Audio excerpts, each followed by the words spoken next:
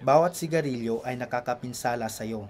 Bawat paghit-hit mo, ang usok sa iyong mga baga ay nagiging alkitran. Ito ay isang malusog na baga. Sa isang kaha kada araw ay ganito karaming alkitran ang nalalanghap kada taon. Bawat sigarilyo ay nakakapinsala sa iyo.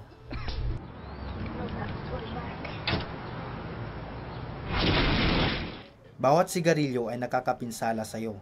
Ang paninigarilyo ay maaring maging sanhi ng stroke, maaring makakamatay, makabulag o makaparalisa. Ang ilan ay hindi mo namamalayan.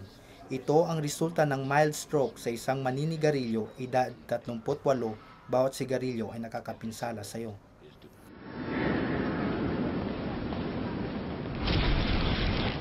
Ang mga baga ay parang mga espongha na may maliliit na mga butas na nagpapadaloy ng oxygen. Bawat paghit-hit ng usok, ito ay umaatake sa kanila. Ang mga maninigarilyo ay nahihirapang huminga dahil ang kanilang mga baga ay nabubulok.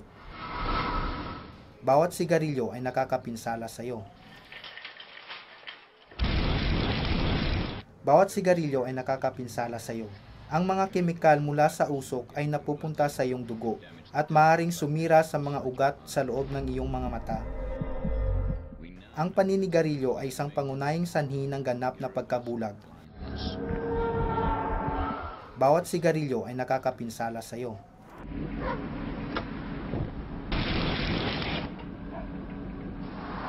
Bawat sigarilyo ay nakakapinsala sa iyo. Ito ang aorta, ang pangunahing arterya sa puso. Ang paninigarilyo ay nagpapalagkit sa arterya at nag-iipon ng mga peligrosong taba. Ganito karaming taba ang nakabara sa aorta ng isang maninigarilyo, edad 32. Bawat sigarilyo ay nakakapinsala sa iyo.